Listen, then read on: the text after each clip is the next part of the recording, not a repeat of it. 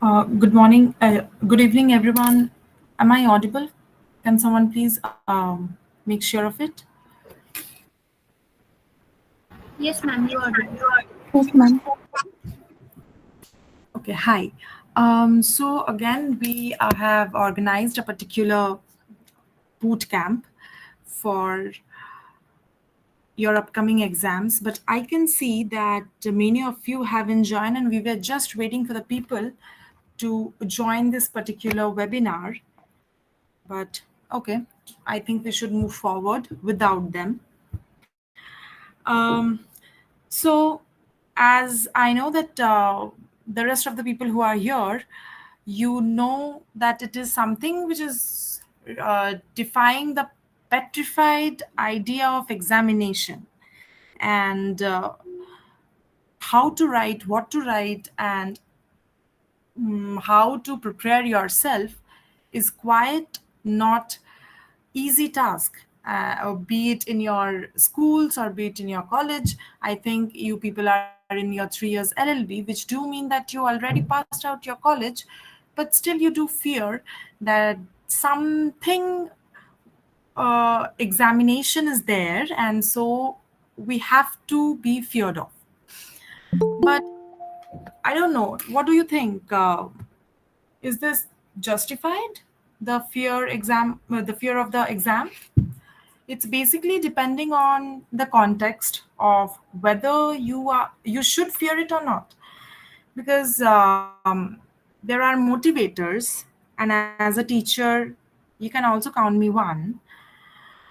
But then we can just motivate, but we never want you to have the fear in an ample amount where you can bring chits to the department or somewhere else where you study or take examinations. So when you are coming up with help in a subsidized form, which do mean that even though we take a lot of examinations in our entire life, we still are not very sure about what it is and whether it is some hulk or which you have to be fear of, like a huge person which you can be fear of. But then what is important is to understand your goal. Your main goal can vary. Some might just um, pass the exam, some might just top the exam, some might just write the exam for an experience. So it's varying ideologies, varying idea, and a stress response is a consequence of your own desires, because you have in your head taken up a particular desire, and you always want yourself to push towards that particular desire and to achieve that desire on. But it's not really justified to have a mental breakdowns. We know, and it's a very practical scenario, and that is why the institution Ab Initio has come up with addressing each and every real life scenarios that the students face, because we are very much concerned about addressing the uh, practical world that you are dealing or might deal with. That doesn't mean that we don't care about other things, of course. But yeah, we are here to help you out in each genre, because we do believe that we are someone, or we are such institution who is bridging a gap between your law school and your practical world. So some students do face a mental breakdown. Some students do face underperformance. Even if you know that you have written well in your examinations and still you have not scored well, how did it happen? Let's go for an RTI. That's not the case always. Even though after an RTI you don't really score well. Why it is? Because you have given yourself such goals where you don't know what to do and what not. And if you don't achieve those goals, you think that some extraordinarily bad thing might happen. But then and you have to avoid such external pressure. But if I say it just like that, it's not going to help you all because your examinations are coming and then you have already get notified about it. So we had thought that let's organize a particular program with someone who is really, really experienced and also senior to you all. And we have connected him all the way from IIT Kharagpur to talk you about, to let you know that is exam tension is a real one, or should you take it at all for your entire life? Because I think many of you are going to take other exams of your life as well. So we have with us Mr. Arun Mishra, who is a BA Honors LLB, a Masters of Law, and a PhD. He's pursuing that from IIT Kharagpur, Rajiv Gandhi School of Intellectual Property Law. He's a junior research fellow and a teaching assistant over there. He is a really cordial person and a very, very nice person. So I would like to address him as Arunda rather than Mr. Arun Mishra. So Arunda is a passionate legal academic and also had been in your stage and at once, so he can address you all really well. Trust me. And the friends who have missed today's seminar, webinar, is at loss. So he is an academic and a practitioner who expertise in constitutional and public law. He's currently a junior research fellow and teaching assistant at IIT Kharagpur. He brings a well-rounded blend of scholarly insight and real-world legal experience. Before transitioning to academia, Arunda practiced law for over 5 years before the Calcutta High Court, and he handled a wide range of constitutional and administrative matters. With a deep commitment to education, he went on to teach law for more than 2 years at Midnapur Law College and Law College Durgapur, shaping the young legal minds before joining one of India's premier institutions, which is Rajiv Gandhi Institution, Rajiv Gandhi School of Intellectual Property Law, IIT Kharagpur. He holds his Masters of Law in Constitutional Law and Administrative Law from Bankura University and completed his 3 years LLB from University of Bordhaman, our campus itself. And beyond the classroom, Arunda is the founder of Legum Literates, something which is same like Ab Initio. So he also have tried you to make learn from 2020 onwards, which is also an EdTech initiative and has guided and mentored students from various national law universities and private institutions across the country.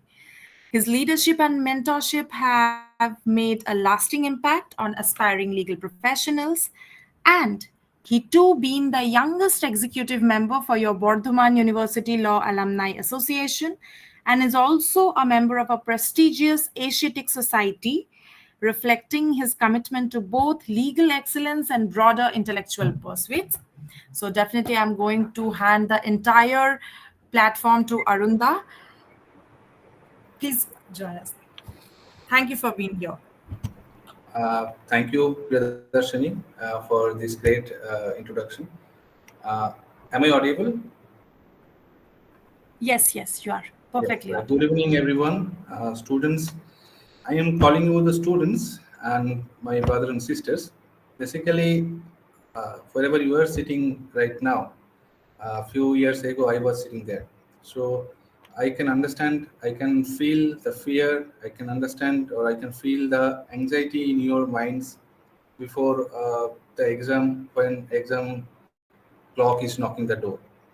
So basically, whatever I'm going to say or whatever I'm going to give you the tips today, it's not the tips you have already know.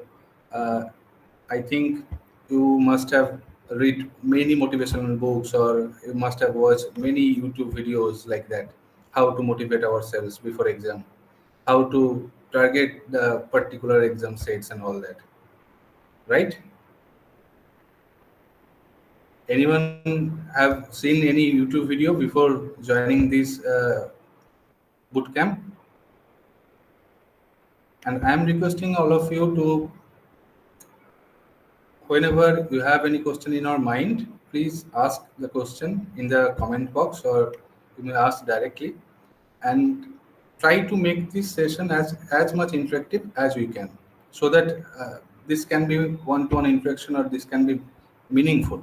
Okay, so I'm starting my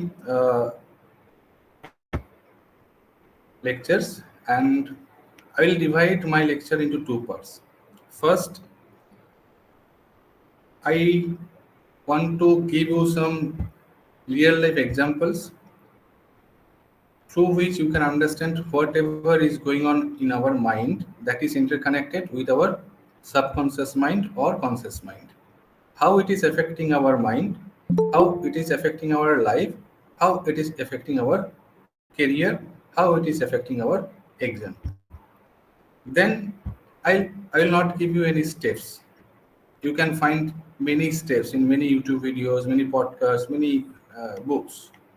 But I can give you some technique, or I can give you some technical tools advice which you can use wherever you are writing, wherever you are preparing for your exam, and that things. Okay, so this is how I am dividing my lectures into two parts. Just allow me just sharing the screen.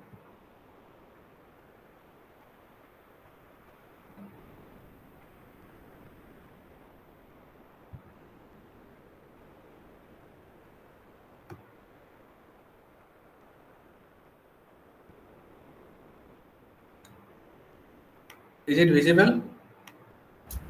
Yes, it is. Uh, the title of this bootcamp is From Panic to Power, Smart Hacks for Exam Success. First, I want to tell you that this term From Panic to Power, this is not mine. This is a famous book written by Bassett. You can find in Amazon, Flipkart, and everywhere. If you want, I can share the free copy, a free PDF copy of this book. Here, the author Bassett has illustratively explained how panic is happening, what attacks our panic situations, and how to overcome this panic, and how to transform this panic into power. So I'm not going into this part. This is quite psychological part. I'm not the right person to say it about that. So I will deal only the legal part only.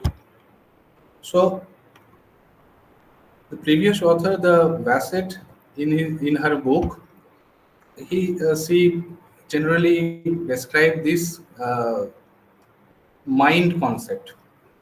All of you know that we have two kind of mind: conscious mind and unconscious mind.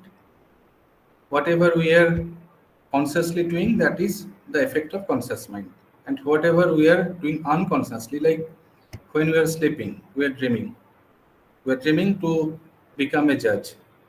We are dreaming to plead before the Chief Justice of India, to become a good advocate, to become the Solicitor General of India, to become the Virat Kohli. So we are dreaming. That is not the reality. We are not doing that. We are dreaming that. So dream and reality, these two are the different thing. We have to connect these things. And in our unconscious mind, we gather lots of data. You can ask me, sir, where from this data is coming? Because when we are thinking anything, we basically analyze that situation. We basically analyze that data. Data means the information. We gather the information, we analyze that, then we revert back, we reply that. For example, if you went for any travel in a zoo, you were in front of the cage of the lion. Your title is Parvinder Singh. if you are in Bengal, if you stay in Bengal, then there is so many titles. The surnames Singho is there. So basically, lion in Bengali we call Singho. So whenever if your friend is calling you a Singho, that means a Parminder Singh. You might think that that friend might call the lion. So after hearing that Singho, you are imagining that affect your preconscious mind in your unconscious mind. Then that gives you the information. No, it might be my friend is calling to me. That time you give the response. So what happened here? First you hear, then you understand, then you respond. The same thing is happening in our mind. Whenever we think anything, we started to think anything. That means we already have starting to think that things. A very good example is that uh, if you are scrolling any particular type of reels in your Facebook, Insta, and all that in social media, the Facebook and Insta will give you the same type of reels repeatedly. How that will happen? That happens due to the algorithm. That is the technical part. Our mind is also the same thing. The big bucket of data set. What type of thinking we are think, what type of data, what type of information we are trying to connect, our unconscious mind will give you the same type of things constantly, and that will affect in our mind. So if you have done 20% work in conscious mind, then 80% work you have done. Work means that thinking work you have done in an unconscious mind. So how far that 80% work gets the success rate, that's depend upon the execution. Thinking and execution are the not the right thing. Both are dependent, and we have to connect that thing. So this is the main motto of my session. So whatever I am saying, that our subconscious mind is so powerful that it can completely change our world if we are able to understand it. So now, just in one word, if we can understand that what becomes the unconscious mind, what falls into conscious mind, and what falls into the subconscious mind. These you can see. These are the two tables. In one hand, you can see the willpower. No, we have to do this. This willpower is the conscious mind. But when we are imagining, no, tomorrow is my exam, I have to score 100% marks, but I haven't read anything else. This is my imagining. This is not the willpower. But willpower is that willpower will force you to sit to study. That willpower will force you to dream big and execute that things. That calls the habit. If that becomes your daily routine, that becomes the habit. That is the subconscious mind. So this is the thing. This is the psychological part of whatever uh, term used in the title, that smart hacks in preparing for exam. So before adopting any hack, you have to hack this type of thing, because we are doing, if you take the hacking in ethical sense, that's okay, and if you take this hacking in the positive sense, so that will benefit you if you can use that term, that hacking of mind, in that sense. So basically what I said earlier, our subconscious mind is nothing else big memory bank. We have to separate that thing. We have to separate everything separately and use separately. Next, I don't know whether you heard about this placebo term or not. This is one of the medical term. It depends upon the situations. Think about one situation where one dying patient is hoping to get well soon, but doctor has said there is nothing remain. We can try just only, and that time only doctor's words can help the patient.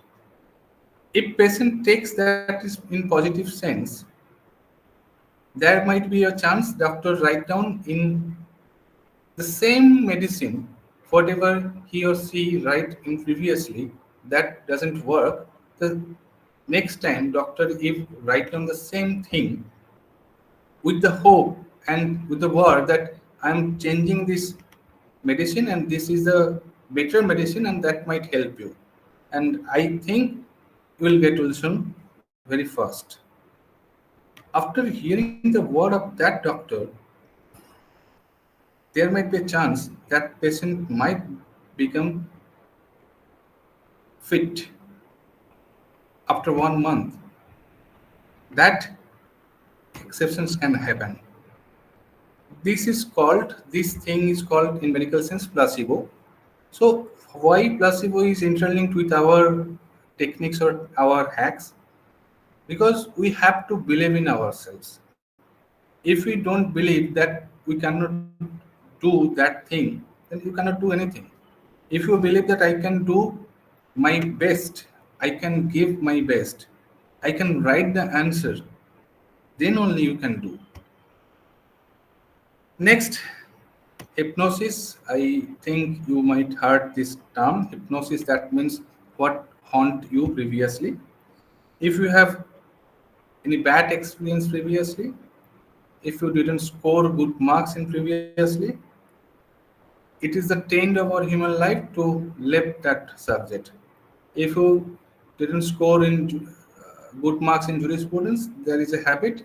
So let's keep this jurisprudence outside, and in which subject we got the good marks, let's study that subject. But if you kept that subject aside, that subject will not give you good marks in any time.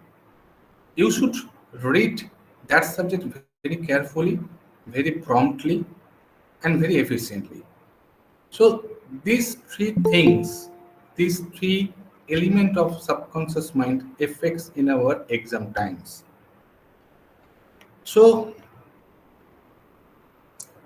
this subconscious mind is kind of superpower, and we have to convert this subconscious mind, this superpower, in our favor, not our against. Let me ask one thing. In this picture, uh, just I'm requesting all the participants, what you are understanding, what is written in this picture, not in the lower part, in the upper part.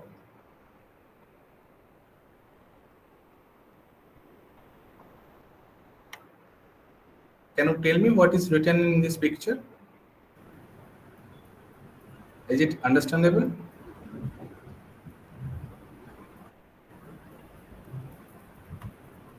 Yes, it is. Is it something written like good? I don't know. Anyone else?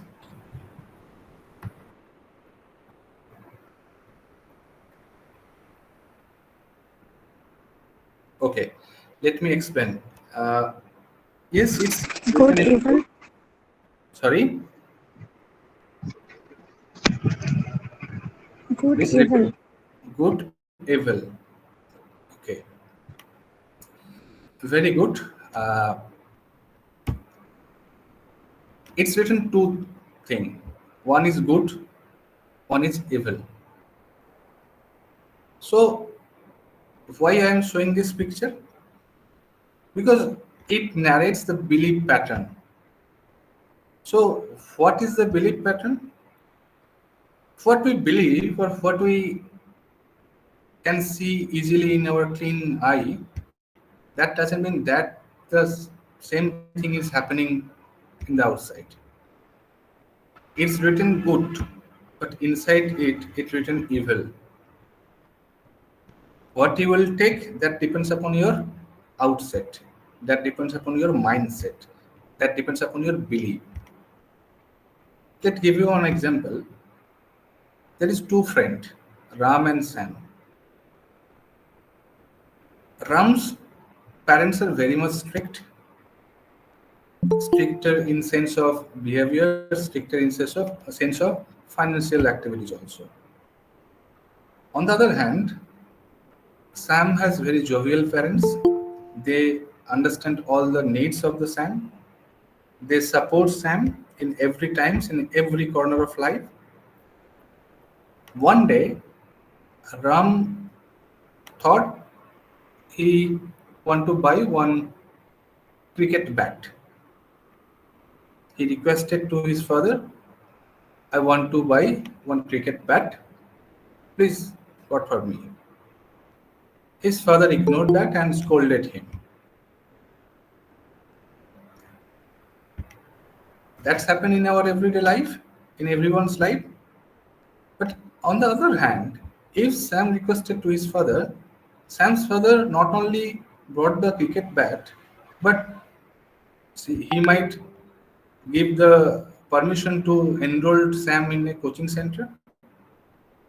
That means these two type of situations are affecting two mind, Ram's mind, Sam's mind. How? Think about after 10 years, after completing the education, if Sam thinks about to enter into any business, to invest money into the business, that's very impossible for for Ram to think, just because of his upbringing, just because of his surroundings, just because of his belief, because he started believing that मेरा से कुछ नहीं होगा, अगर मैं invest करता तो बर्बाद हो जाएगा. मगर on the other hand, if Sam invested, in case of Sam might think, okay, let's do it. Let's take on one adventure, one risk. That might give me the 100 crore profit, or that might give me the loss. But I have to take the risk, otherwise, how I'll get the result? This pattern that depends upon our belief. That is called belief pattern. If you're not confident enough within yourself, if you not believing in yourself, then how can you get good result in your exam? So first, you have to believe in yourself. You have to change your pattern. I'm coming afterwards. What kind of difficulties we are facing? What kind of change we have to do? I'm coming afterwards. So now, one questions I got in the questionnaire in the Google form, that what kind of difficulties faced by the law students. If I narrate that things, I think it is relatable to everyone. Only 6 months semester, but we have to complete full IPC. We have to complete full CRPC. We have to understand the complicated jurisprudence. We have to remember all the articles of the Constitution. So there is too much content, but time is only 6 months. How it is possible to complete that syllabus? Not only that, not only the content, there is another problem is there, the case laws, the famous Kesavananda Bharati case law. You might remember the case name, but you might forget the case citations. In which year this decision has came. You know the case name, you know the facts, but you forget about the year. So what, how you can remember that things? And the most important thing, the most important error that students face, that is the writing.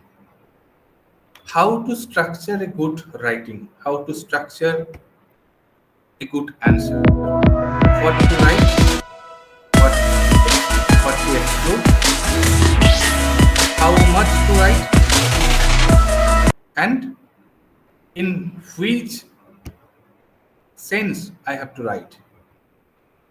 This clear understanding should be there. Otherwise, everything will be messed up.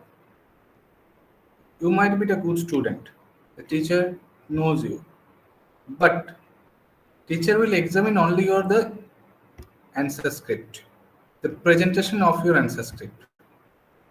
Much you do good presentation, you will get much good number.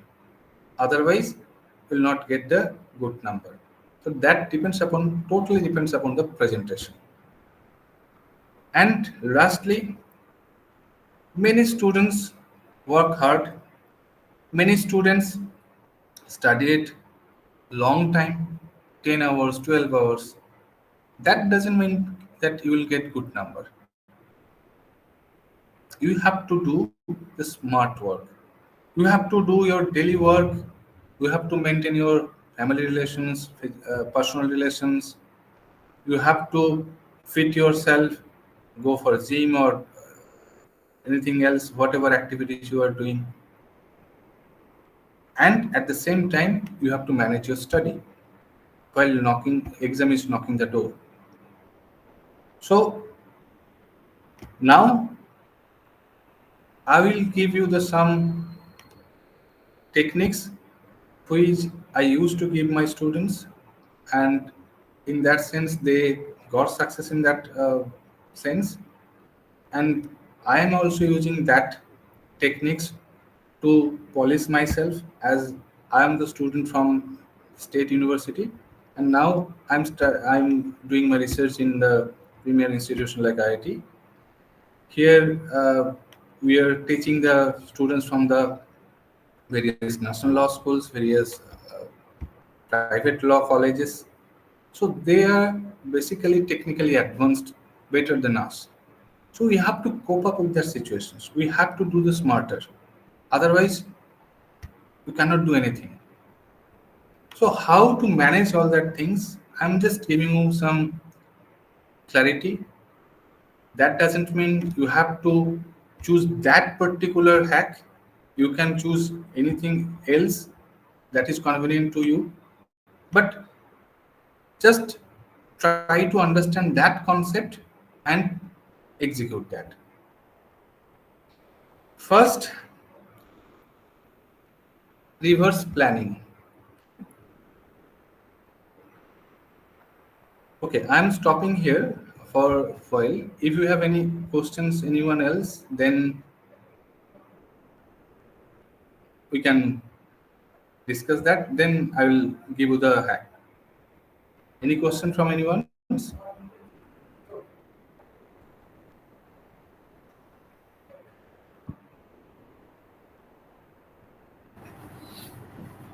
Guys, you can ask your questions.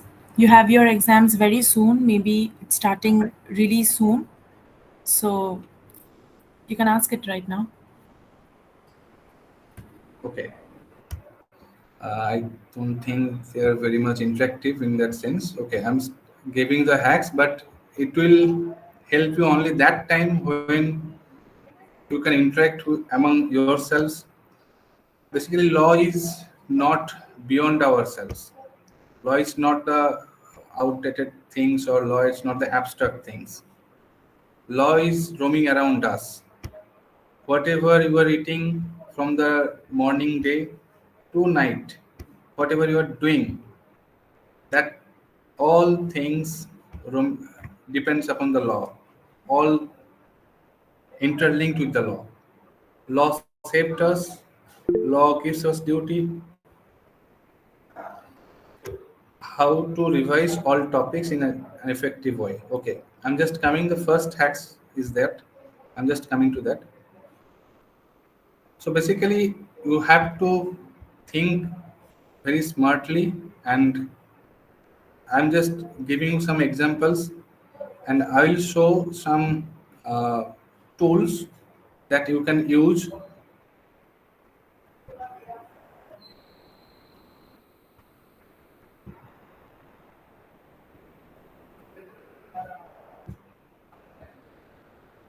The first hack is the reverse planning, because planning is the most important thing for anything.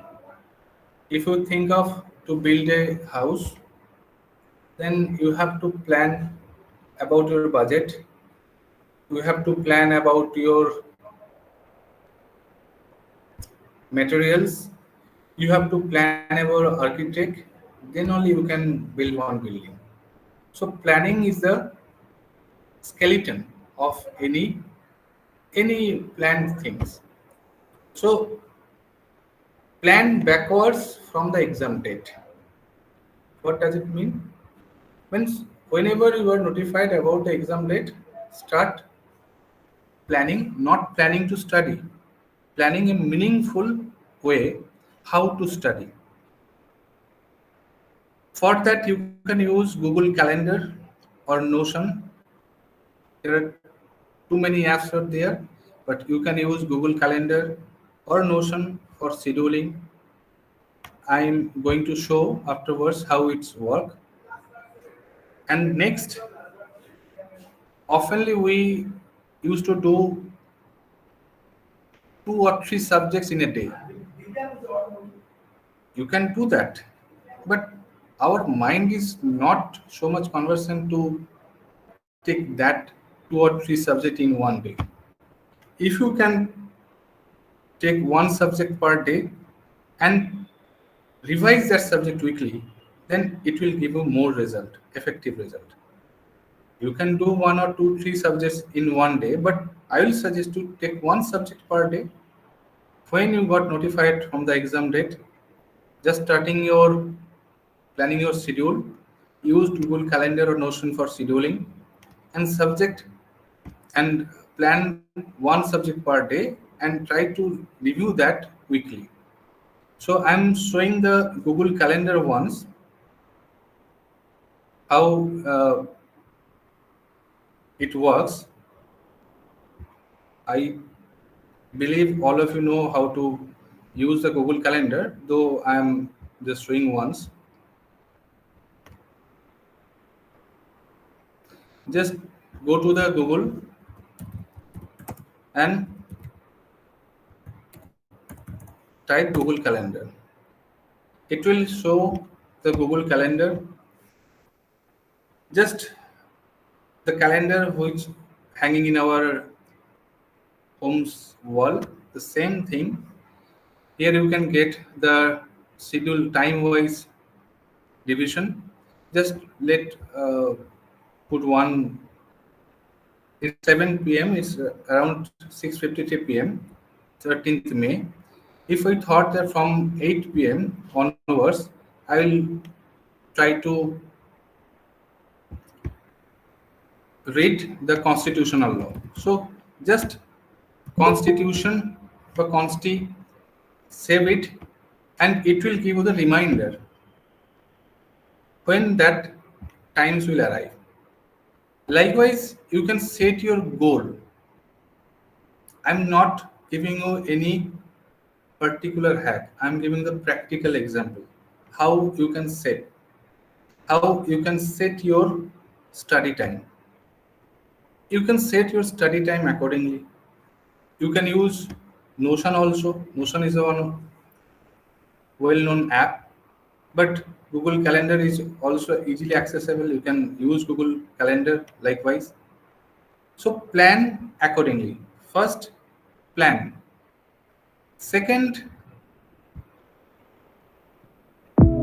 after planning, what else? Stick to 20 rules. What is the second rule? I believe everyone does it unconsciously. When starting of the semester, we used to buy the previous year questions. We used to mark that questions, which questions are coming repeatedly, and study only that, right? That is a good use of the technique, but that might give you some difficulties as well, because always there are 20% questions are there. From there you can get some questions, and you should identify which sections, which parts of that particular subject. Like, it's not possible to read down every sections, every articles of any beer act or any constitution. It's not possible. So you have to identify the particular important parts. Like, if you say about the constitution, the fundamental rights part is a very crucial part. You can get one or two or three questions from there in any day, any exam. So you have to identify that 80%. Read carefully about that 80%, and remaining 20% you can read one or two times. That depends upon your time, that depends upon your convenience. But read carefully about that 80%. So first is the planning, second is the identifying. Identify the 80% portions of the subject from where usually questions comes. If you read IPC, Indian Penal Code, you can hardly get 8 to 10 chapters. I'm calling chapters, not sections. Per chapter, let assume per chapter 10 to 15 sections. You can find every year questions from that particular 5 to 10 chapters. So you have to identify that parts. This is the one of the easiest process to use the time. When exam is knocking the door, just go and check the previous year questions, identify that 80% portions, and read. Now, every section is required? No. Like, if you are telling, reading about the offense against human body, so you should know which offenses are affecting the human body, like murder, culpable homicide, heart, previous heart. That is directly affecting our human body. That comes under the human body. So you should read only that portions, not the other portions like malicious in law. That things are not required. So you have to segregate the portion which is required, which is usually comes in the question in the exam. You should identify that things. And last, it might uh, give you the difficulties, but you can take help from your seniors, from your teachers, to analyze the past paper patterns. For that, you can do one thing. There are so many YouTube channels right now. Just type that, if you are saying about the interpretation of statute, the previous year question pattern of interpretation of statutes, just type it, giving you the particular exam details. Like, if you are preparing for judiciary exam, for West Bengal judiciary, just type it in the Google or YouTube, that keep the first year paper patterns of contract law for the West Bengal judiciary. You can get many videos, many writings on that. You can follow that. But one thing keep in mind, don't follow everything. You have to be very careful while choosing any particular channel, any particular blog, any particular website. Just verify that whether that information is the same in your book, in your writing desk. Then you can rely upon that documents, you can rely upon that videos. Basically, one thing we do usually that uh, beginning in the semester, he used to bought any good so-called student-friendly uh, textbook like Minani, Contract Act of Minani. We read the full pages of Manini and just give the same things, write down the same things without any change of comma, without any change of full stop in the right in the exam hall, in the answer script. And after that, we are expecting we might get the good marks, 80%, 90% marks, because we have written everything.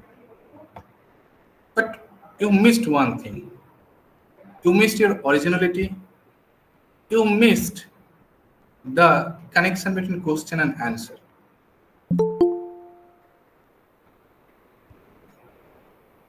You have to link that thing. How it will link this thing? One student asked me how to remember all the things. It's very much impossible to remember every page, every line, every section. So you can do one thing, you can do mind map or flow chart. You can visualize that thing in your memory. For an example, I believe you all have read the CPC, Civil Procedure Code. Everyone read the CPC? Anyone present here who didn't read the CPC or didn't get the CPC in the semester?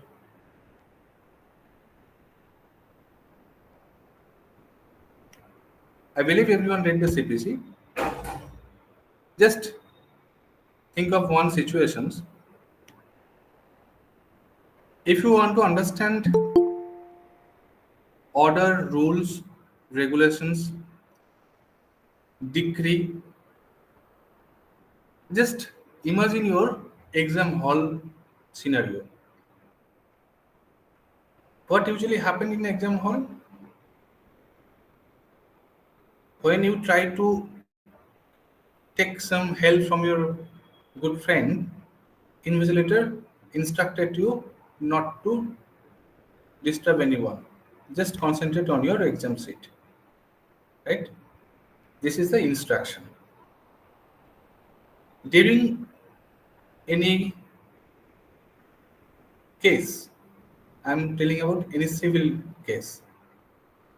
After presenting the plaint or after hearing the case, what judge did? Judge can give an order. If you consider that order, that instruction of the teacher into that order, then after that, whenever you are submitting your answer script, you wrote everything according to the answer. If in any question examiner asked you definition of fundamental rights, you wrote the definition, you wrote your analyzing, you wrote with example. That means you gave your all of your opinion, all your expertise on that thing, and all of your reasoning. Why are you writing that? Because we have to execute our answer with the reasoning. Examiner will check that reasoning. Now you consider that giving reasoning part with the civil cases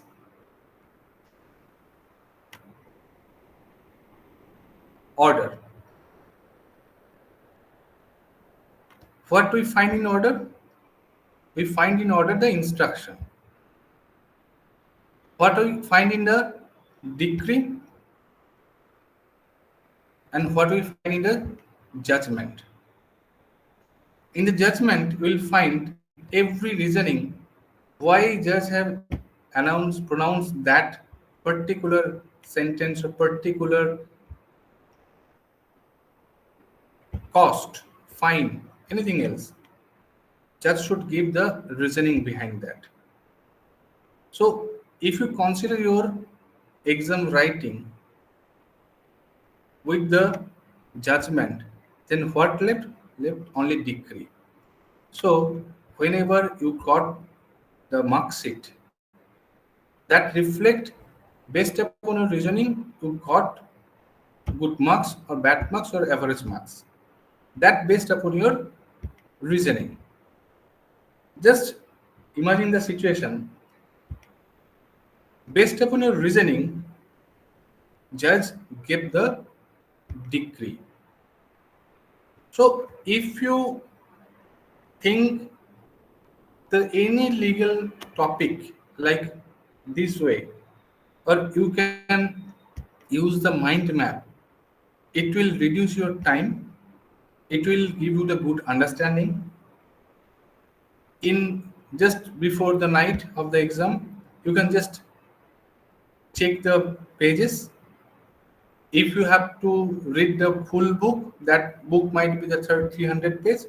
If you just note down into that 300 book pages into the 30 page mind map, that will help you a lot. I'm just showing how this mind map is look like, how this works. So you can use Xmind or Canva. I believe Canva is well known among the students as well.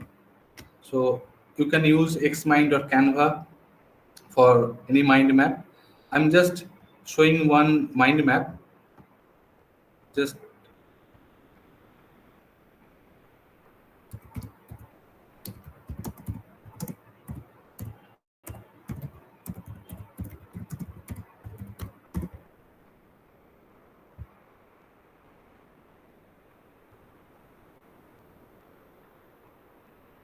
is it visible? Yes. This is called mind map. Look, I typed the mind map about fundamental rights.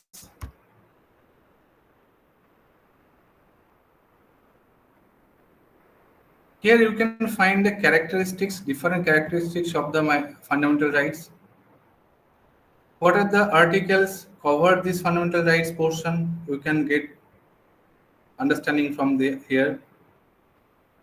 You can understand the composition.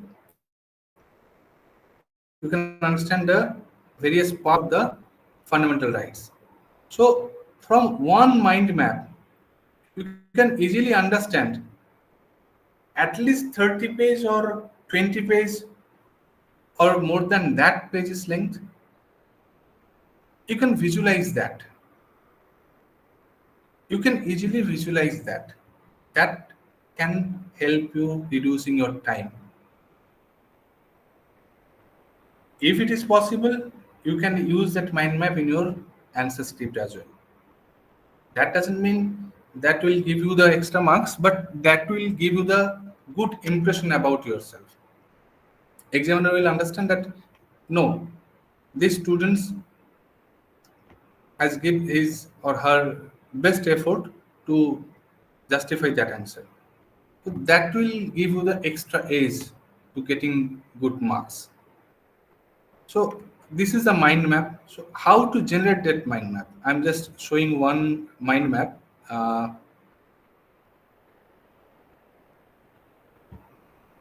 Let's say Canva.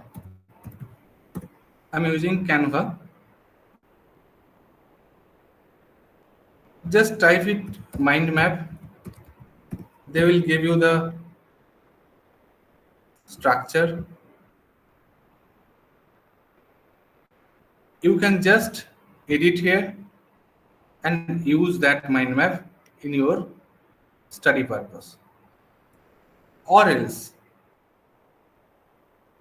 it's taking too much time, internet. Or else you can use ChatGPT. Let's say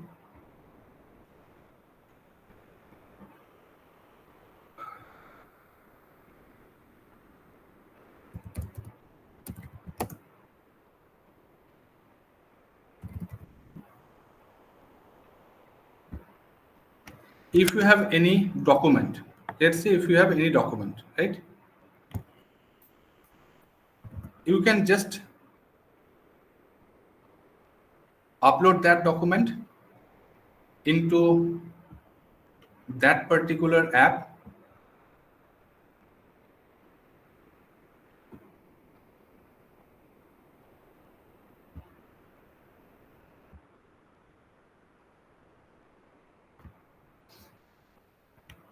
Let's I'm just uploading one document of mine.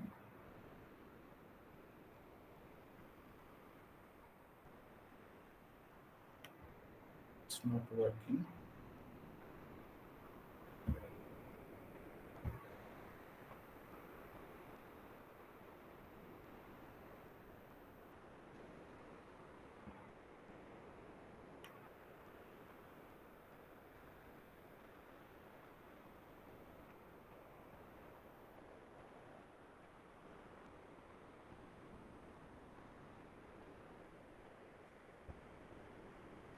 This is one work I have done few times before entering this link.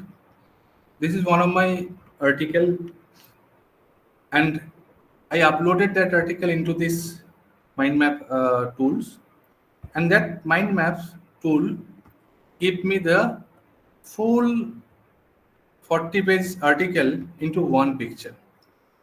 You can I'm just zooming in. You can see what are my research gaps, what are my judicial approach, and all that.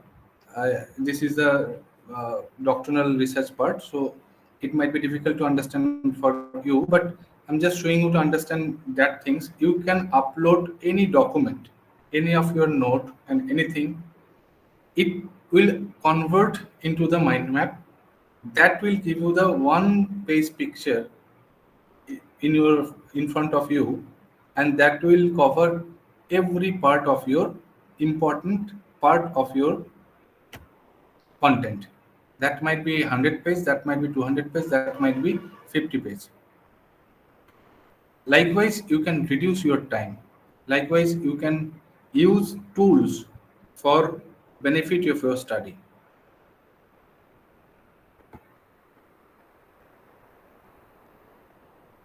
So moving forward, next part, that is most important part. I sincerely follow this part, and whoever asking me question about how to write question, this is the answer of that. You have to use IRAC method. What is IRAC method? I presents for identify the issue. R presents for state the relevant rule or law. A for apply the law to facts. C conclude logically. What is this? Just give me one question, then I can answer that question. So that will be easier to understand. I'm seeking anyone's help. Any question? Just give me one question. Sir, can I Yes, sure. describe Article 21 of our Constitution? Okay. It has too many case laws and too Yes. many Yes. aspects. I will show later in the last part how to use ChatGPT. Then you will understand easily. But ChatGPT is not the entire thing. You have to read your book, and you have to prepare your answer script in your own. If you follow this IRAC method, first identify the issue. So, Article 21. What says about Article 21? Right to life, right? Am I wrong? Yes, right to life and liberty, Right to life and personal liberty. liberty. Let's assume that question is dependent on right to death. Right to death. Is there any article is there in Constitution talks about right to death? Particularly, No, specifically? no. Particularly, No. there is no article regarding this. Life and death, both are dependent, right? So whenever you Yes. will talk about the right to death, automatically right to life will come. That means automatically examiner will examiner will expect that we will write according the right to life and how right to death is defining in if defining in any statute or defined by the judgments, various judgments of the various courts. So first identify the issue. Like we don't have any particular definition of right to death in any statute. This is the issue. First we identify the issue. Next we can interlink Article 21 with right to death because without life death cannot be happen. So first you have to take birth, na? Then you can choose your death pattern. So first start by the problem. So this is the issue. This is the connecting part. This is the context. Then state the relevant rule or relevant law. You are analyzing right to death. That means you are analyzing Article 21.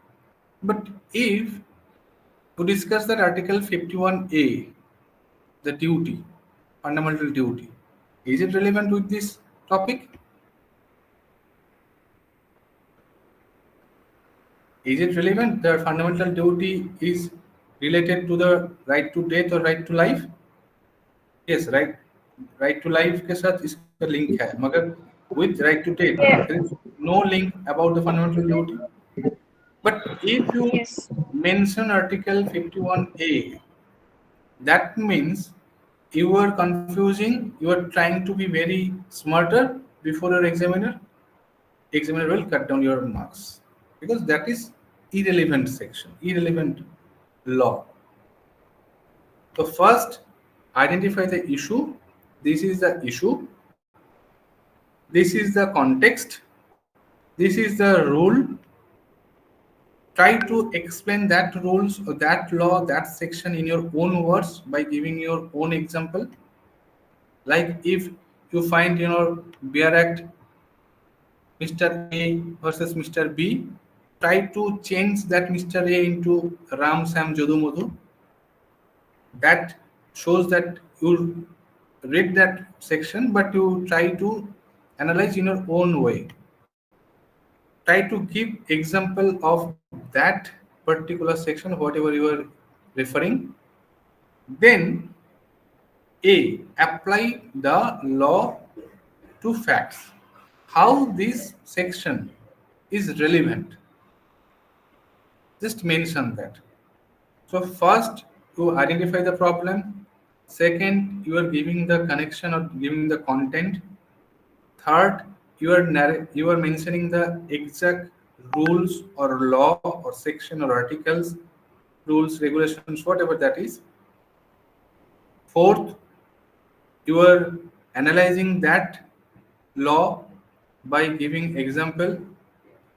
If you can remember, give the case laws.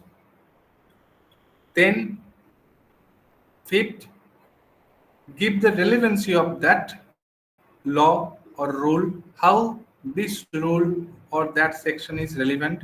And lastly, just in one para, give one conclusion with some logic. What logic? There might be a chance that examiner may ask question very technically. He gave some situations and ask you to relate the law. In that situations, you have to give the conclusion, you have to give the concluding remark. You cannot write down simply that this is the definition, this is the case law, this is the examples. That means in any problematic questions, examiner will seek the analytical answer from you.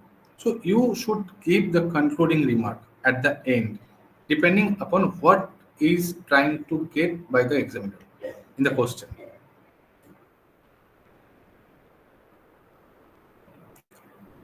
Am I clear, or am I? Will I repeat this, or am I clear? Yes. It's clear. Can I ask another Sure, thing? sure. Yes. In mainly constitutional law portion, Hmm.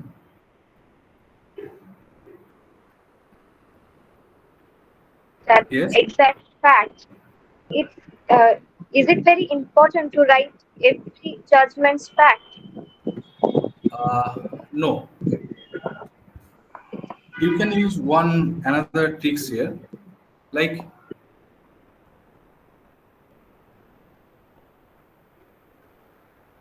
if you are aware about the Kesavananda Bharati case or Goloknath case in any case, whenever you are using that case to define or to analyze any rules or law, and when there are many multiple examples are there, you can give use that part also. You can give Mr. A, Mr. B, that happens in the case, whichever is happened in the Kesavananda Bharati case, just give that same thing by narrating Mr. A, Mr. B. And at the end, in the bracket, give the case reference, that particular case. It will serve two part. One, examiner will understand that you know the fact of the case, as well as you your part, that is giving the example, that will serve. So by giving one example, if you can relate that with any landmark case, then it will serve your part also and it will serve the examiner's part also. You can do this thing, and that is not necessary to give every relevant judgments in every article's description. That's not necessary. But if questions required, if questions needs that, if particularly mentions that, you have to clearly understand what examiner is trying to say. If it is particularly mentioned in the question paper, show the chronological order. That means you have to give the time frame. Justify your answer. That means you have to justify with your analysis, with your case law example, with your own example. This kind of term, justify, analyze, you have to understand the meaning of that. Whenever you will find justify, analyze, that means you have to give some relevant case laws, some examples to justify your answer. Clear? Yes, thank you. Okay. Next, moving forward, that we often read and we forget. We read constitutions one week, the next week we read contract, next week tort. In next week, whenever we recall our constitution, we forget. So how to remember that things? How to remember the sections as well? How to remember the articles? How to remember the case laws? For that, it's very common that you can use the quiz, self quiz procedure. You can adopt that procedure. There are so many apps. There are so many YouTube channels. They regularly do the quizzes and all that. You can use that platforms, or you can just engage your memory. How? For example, if you took today constitution, just first read 5 article, just read, then keep the correct, then try to remind that what you read, try to remind the same thing and visualize that. Try to explain in your own words, then check again which you might forgot, check again, then try to same thing again, then write down that thing in your own words. First you remind, first you visualize, then you will try to write that. When you are writing, that means that automatically setting up in your mind. After that, just keep that thing, take another 5 sections. If you can continue 10 sections per day, or if you can continue 5 judgments per day, that will help you immensely. It's not important to remember all the parts, all the sections, all the landmark judgments, all the judgments. In any book, any textbook, any good textbook, you can find around 300 to 500 case law references. Is it possible to remember all the case laws? No. So just Google it or use any good lectures book or podcast or YouTube videos. Try to find out the important landmark case laws, not more than five. Five is enough per topic, five case laws, five landmark case laws. If you are failing to remember the exact citations, don't write any wrong citations. Do not write any wrong citations. If you cannot remember, leave that blank. Just keep the Goloknath in the Goloknath case. If you can remember, keep the full citations or at least the correct year. Otherwise, leave that. If you can write wrong citations or if you can write wrong year, that will impact in your answer script. So remember that things.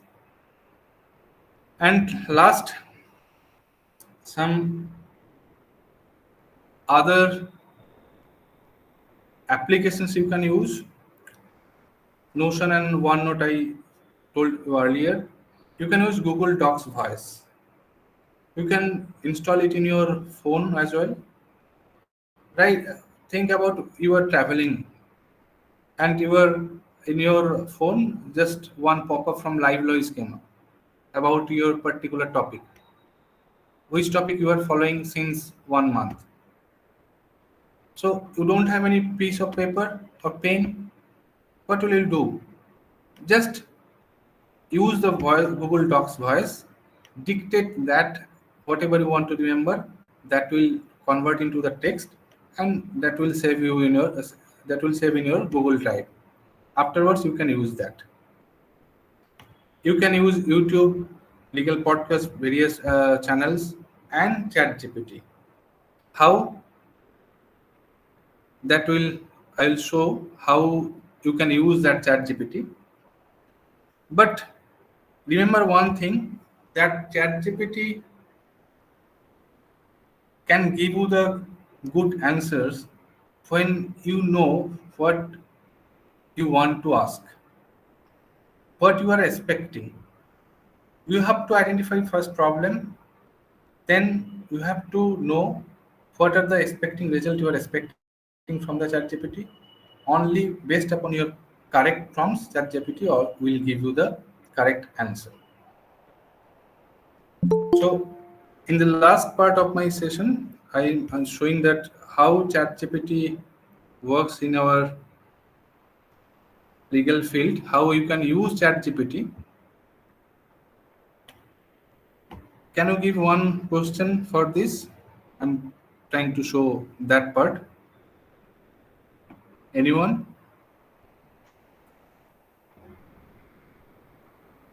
Bailment from contract. Sorry?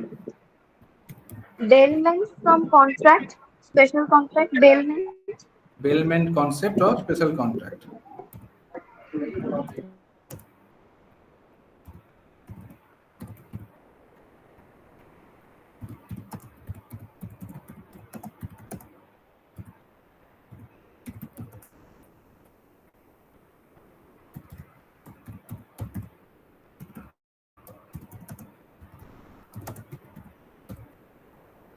Sir, Yes. good evening, sir. Good Sir, evening. I have a question. What if we forgot something about the case law or the case law name? Then can we write it as an example without mentioning the case law name? Yes. In any time, if you find difficulties to remember any case law, if you find that uh, one party's name is I can remember, one party's I cannot remember. Just give the examples. If you have the concept of the case law, you know that what happened in that case law. Just give the example. No need to give the particular name of that parties. Just give the imaginary name. Just give the imaginary name and give the example. Okay, thank you, sir. It's always better to give the right information rather than wrong information. If you know little, then give the right information. If you want to give some image of yours in before the examiner that okay, I'll write 10 more papers without any content, just giving the same things line by line, that will not give you the good marks. Just keep your answer script concrete, keep your answer script compact, and that will give you the good marks. Like if we give the prompt, write the concept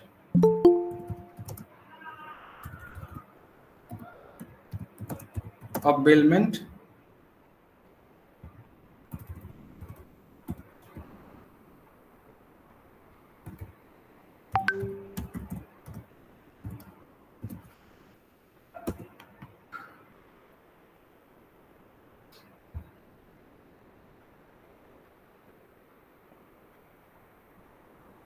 if that is the question that define bailment and give the examples of bailment, okay, then how to write that answer? I'm just showing that thing.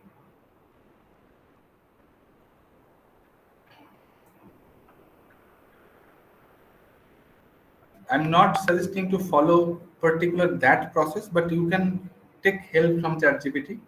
You can check that from your textbook, and you can construct your answer right like this. Look, whole thing is given. That concept of bailment, that what is the definition already given in the Indian Contract Act, that it has given. Then what are the parties? What are the things are there? Bailer, belly, goods, and delivery of possession. Then what are the essential features of bailment? Then what are the duties of bailer? What are the duties of belly? Types of bailment, rights of bailer, rights of belly. Then give me the example. So just modify this question, modify this answer. Just give the prompt, modify this answer with proper illustration.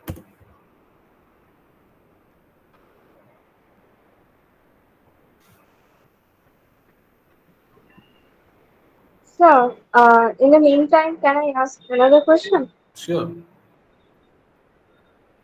Like jurisprudence, which is based on totally theory portions, Yes. how to write mock questions very attractive, not that like the very long kind of questions. Okay.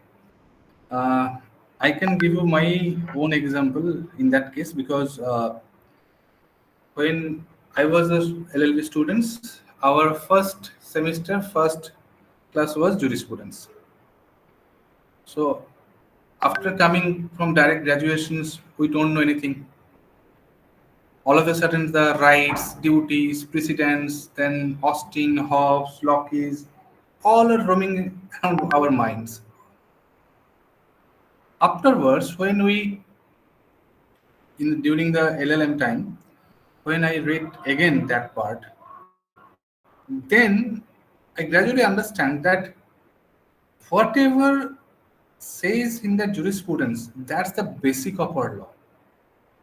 If you don't know about the right, if you don't know about the possession, if you don't know about the duties, if you don't know about the precedent, then how will proceed in your legal career?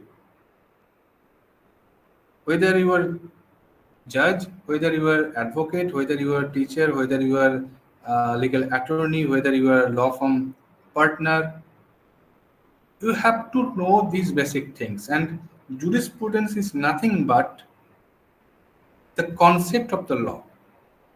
So you have to relate that things with our day-to-day life. For an example, if you want to understand right and duty in very simpler way, in the roadside we often show the water tap or many people kept the water tap open, right? Yes. If you think that right to get the clean water is our right, is our fundamental right, that means that doesn't mean you can waste that water. With the right, always there should some duty. So your Yeah. right is It's to, a corresponding relation. yes. If you can think in that way, so jurisprudence can become one of your favorite subject. Though it might be the theoretical Yeah. subject, but that can be your favorite subject. It's very interesting. So if you have to inculcate in yourself this visualization thing. Just remember one thing: when in our childhood, when our parents they started giving us the content of our in any education, like A for apple, B for ball. They project our in front of us that this is the apple, this is the A for apple, this is the ball, this is the B for ball.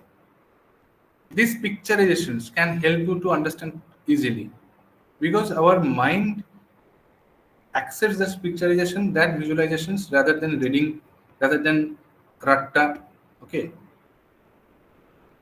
that we can easily take in lesser time, and that we can remind for long. So in this way, if you connect law with your day-to-day life, then law can be your good friend. Any legal concept you can ask me, I can relate any with any legal concept with your day-to-day life. That can help you a lot. So here ChatGPT gives me the some points wise examples. So it will not serve in our exam. So keep the correct prompt, give in the paragraph.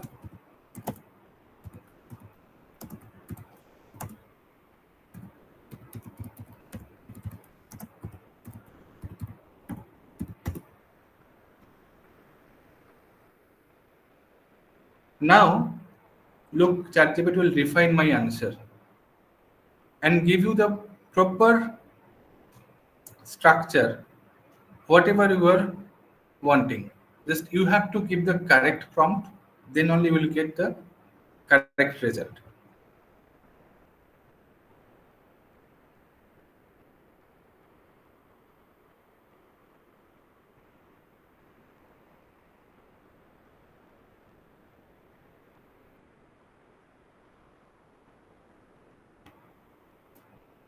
Am I clear to all?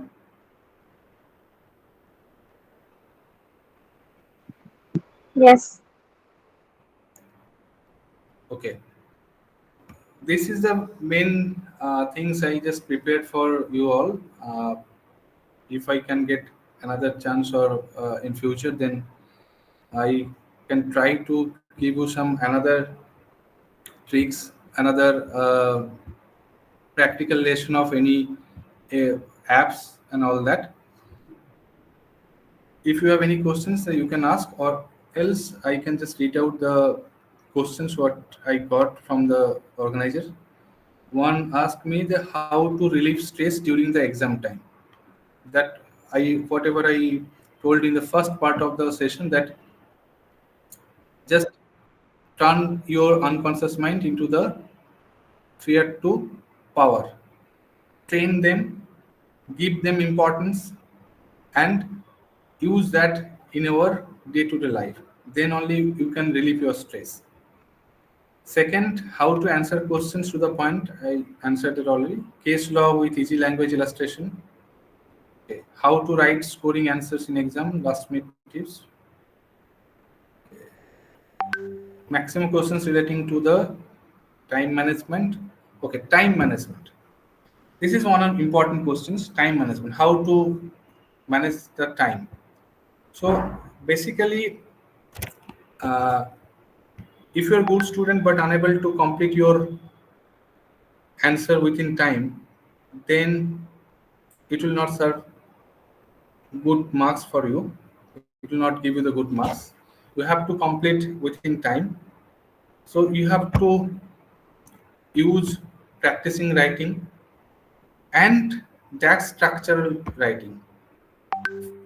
Foreign situations, uh, you know the concept, but examiner asks you about the chronological order of that concept. How Supreme Court has evolved some concept through the various case laws. You know some case laws name, but you are unable to remember the chronological order. Then how to write down that answer? Tactically, you can write that answer. How? Just give the problem statement, give the relevant sections, then come the role of the judiciary and try to analyze the case laws like you are analyzing that case laws and comparing that previous case law with the next case laws, whatever you are remembering. That will can make up your chronological order mistake. If you forget the chronological order, then examiner will understand that okay, you know the case law's name, you might forget about the chronological order, but that will give you the good marks.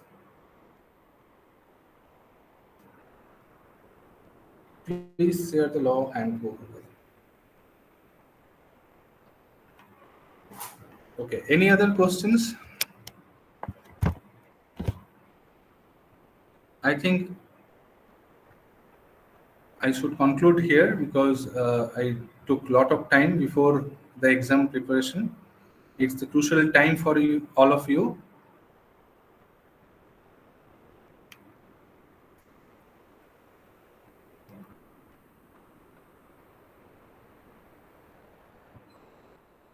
Any other questions or any other clarifications? One asked me about the judiciary, though it's not about the judiciary preparation, but yes, you can prepare judiciary from your LLB days. I don't know whether you are in LLB or LLM, but you can prepare from your LLB days also. But you should be focused on that, and uh, to become a judge, it's not will to dream become a judge will not serve you. You have to execute that planning. You have to plan accordingly. You have to read every particular important subjects like CRPC, CPC, evidence, tort, contract. These are the common subjects for every law exams. So you should keep in mind, you should follow that subjects. And I can give you one example that before joining here, this is I'm very frank with the fact that I failed 7 times. But if I thought that okay, that would not my cup of tea, then that would not be possible for me to come here. I kept trying. I kept learning. I took the learning from my mistakes, and I improved myself, and then now I am here. So if you failed in any exam, if you fail to score good marks in any particular subject, don't be disappointed. Try to another chance. Try to another risk. Try to take another risk, and eventually you will get success if you can add your hard work with the smart work. So failure is not the important thing. Important thing is how you are taking lessons from that failure and how you are executing that in your life. So in this way, I think you all can do better in your life, in your exam, and you will get good marks. All the best for you all for the upcoming exams. And for any query, you can do reach me or you can do reach the Priyadarshini and all the team members from Initio. This is that's from my side. I'm resting now, and now Priyadarshini, now it's your turn. Uh, Hi. It was really a very insightful, and the thing that you told in the last, that if we fail and then we don't have to panic, which I too have to learn at times. So yeah, I think every one of us here have really got a very insightful thing for their 21st May's examination. And even at the same time, we will be going on with our uh, small handbook launch, the mini case law book that we were talking about since the inception of this webinar. We are going to go on with this handbook launch series. So I would like to start with the video along with the sound.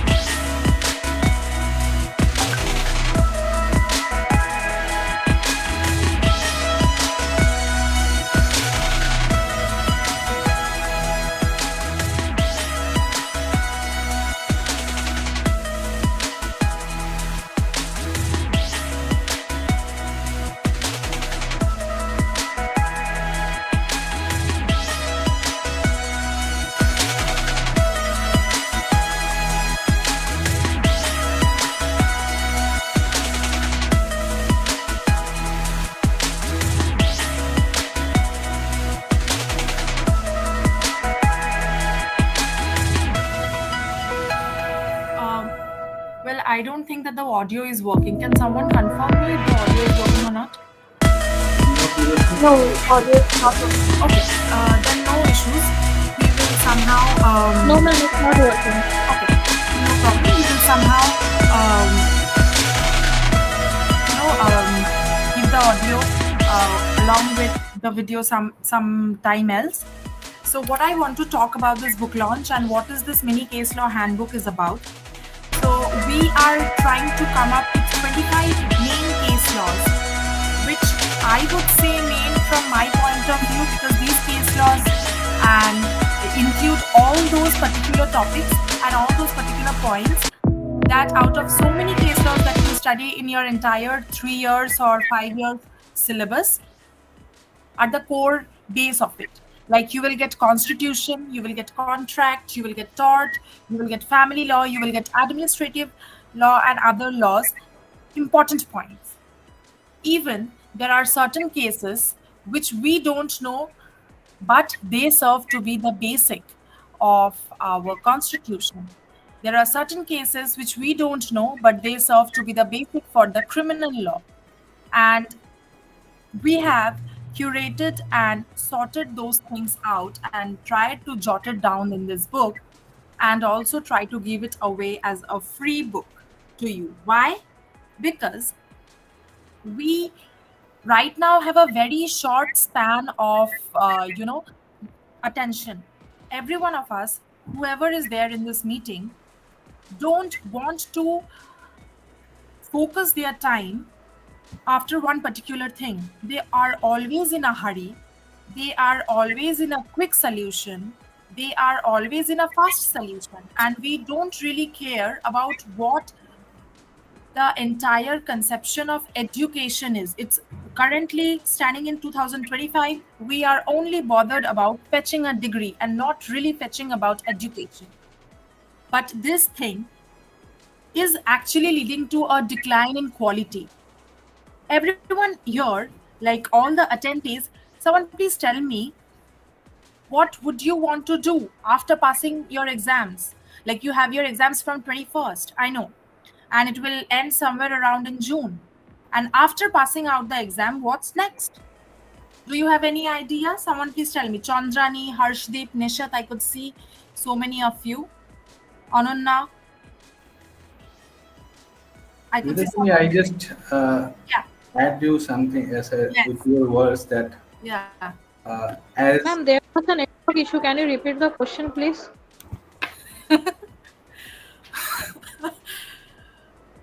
The question is, Harshdeep, what's next after your June exam? Yes, Arunda, you were telling something. yes, uh, if you got good marks, like when I was in one college, I was astonished that there 80%, 90, 80%, 70% marks are getting by the students. But that's good. That's good in one aspect, but that also creating difficulties in another aspect for yours also. Because if you are getting good marks, that means whenever you are applying before any employer, the employer will expect more than anyone else. If you're getting 60% marks, if you're getting 80% marks, if you're getting 70% marks, the question will come according that 70% standard, according that 80% standard. You have to meet that standard. Yes, So not only getting marks is not the best thing, but best thing is to understanding the law and justifying that marks. absolutely. That's where our entire discussion is about. This book launch is not just launching the cover page and not just giving you away a particular handbook, because I know the most of the people who will be getting this handbook will try to first look into what are those 25 case laws that Ab Initio has incorporated in this book, and whether we can remember it and whether it is useful to write our examinations. But if you look into particular thing, and I want to tell to every 18 of you that this book contains a particular theory, and this theory is an answer to all your questions. Here we have included theory by our Kobi Guru. Someone please tell me who was Kobi Guru. Please tell me. Me being your teacher, I will always ask you this. Rabindranath Tagore. Yes. Rabindranath Tagore. So, do you know by any chance that what was Rabindranath Tagore's or our Kavi Guru's understanding about this entire system of education?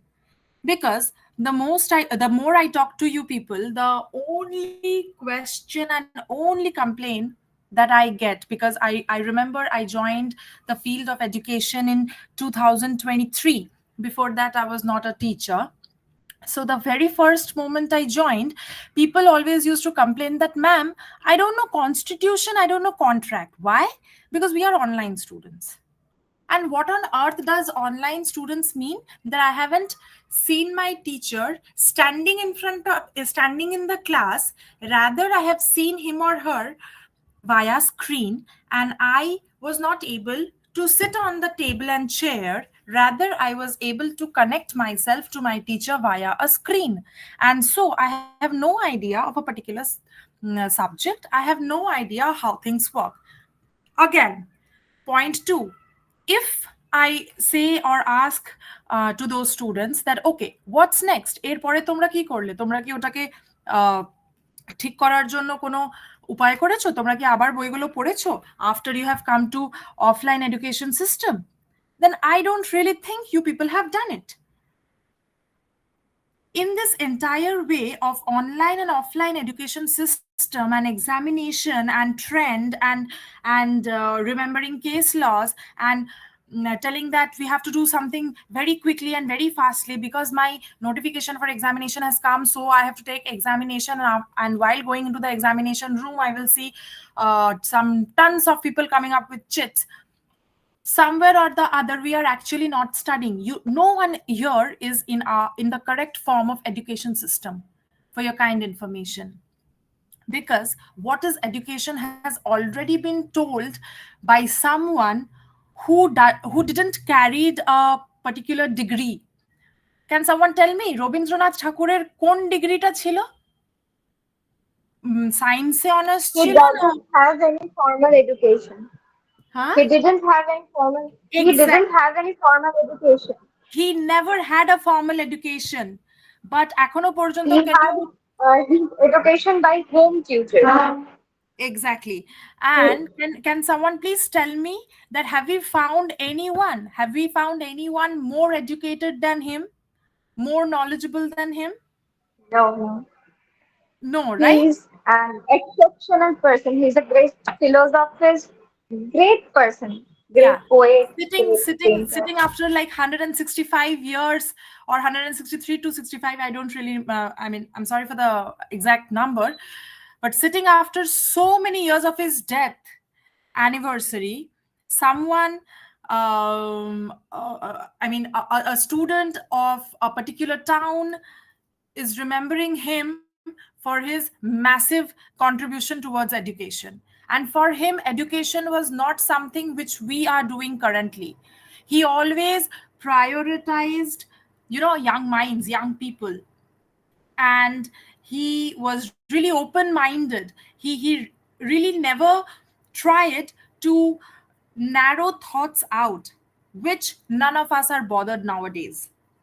We are really not bothered about how to serve a mankind. You are studying law. Do you at all know what is the huge importance this entire professional course carry?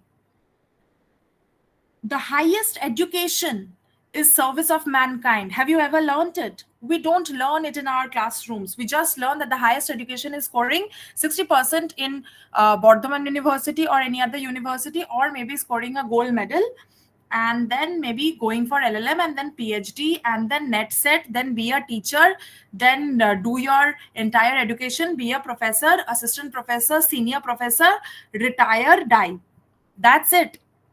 And if you are a professional, complete LLM, go to court, juggle and hustle from morning to night, uh, try to talk all bad things about your seniors and your co-workers and everyone out there, and then come home, sleep, follow this tenure for their entire lifetime, see your clients, talk to them, try to earn money out of them. If they get justice, very good. If they don't get justice, it is our money that we are trying to commit, regularly. We are trying to milk it out from them. And yeah, entirely do this for almost 70 years and die. But this is not exactly where education is. Education do mean that you are doing something for the entire world. You are doing something for a whole lot of society, a service to humanity. There is a holistic development. There is more than reading your own theory. And that is why the reason for organizing webinars, for organizing seminars that has taken place nowadays is because of this. It's not just wasting some 1.5 hour time. In that time you would have studied, because if you would have studied, then everyone would have scored some 100. That is not you do. What you pretend to do, that is not what you do. But then we have to open our own mind to let and to read something that we don't know. And that's where, in this particular handbook, which contains not only the 25 case laws considered to be really, really important in constitution, in contract, which are considered to be the foundation case laws. Also, we have incorporated um, the ideas of how you can have a holistic approach towards the education. Now, if we try to talk about the case laws that is there, the legal things that is there, first I would just take a little more time of yours and I would just talk about constitution, the first thing that you will find in this book. There we have got the very first law, any very first case law. Any guesses what it could be when we are talking about the very Keshavananda basic? Bharati. Huh? Keshavananda Bharati. Keshavananda Bharati. Okay, anyone else apart from Chandrani? I guess there are more people to this ma'am webinar. Shankari Prasad. Okay, someone else? I've got two name. Someone else? The rest of the studio students, where they are? Please tell me. Anonna? Ma'am, Yeah, Tanu, tell me. Golaknath case. Golaknath, okay. 3. Someone else? Okay. So we just got 3 names, but of course these 3 are there and others are also there because Golaknath, Shankari Prasad, Keshavananda Bharti, Manika Gandhi, ADM Jabalpur, Indira Nehru Gandhi versus Raj Narayan. All these cases are really helpful. In a total of, sum up, I would say 9 cases are there under Constitution that forms the preliminary structure of it. There are more to it, but then we have incorporated 9 of them. Like even ADM Jabalpur is also there, which is also known as the. Someone please tell me. ADM Jabalpur case is also known as the. habeas corpus case. Yes, of course. Another thing is we have also incorporated criminal law. You know that your criminal law, the entire branch, is having 3 connotations. One is right now what it is called. Someone from first year, if you have joined, then could tell me. Just tell any one branch of it.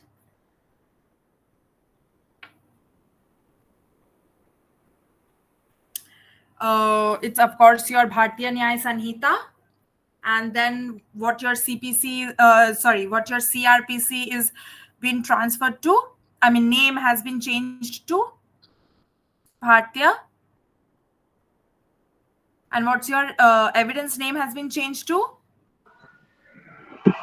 Bharatiya Sakshya Adhiniyam.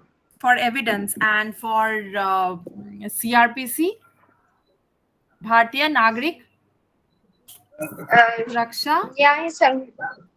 Yeah. Okay. Okay. Bharatiya Nagrik Suraksha Sanhita. No, it's not Sanhita. Anyway, so we have our criminal law standing also on certain cases. One of them I would like to name, which is Husainara Khatun case. I think Husainara Khatun case you people have also studied in Constitution. For which particular genre do you remember? It is speedy. What was needed to be what was needed to be at speed?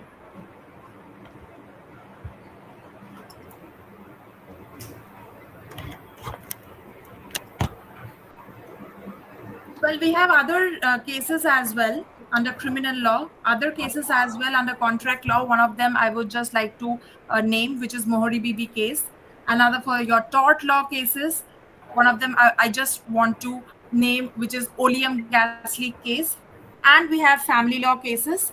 And that is how 25 main ideas and 25 main case laws that we have found to be might serve importance to your entire journey for law, and it is going to help you among every genre that is there. And we would also like to listen from Arun Da about this entire exchange of ideas that is there, and he can talk much more clearly about it.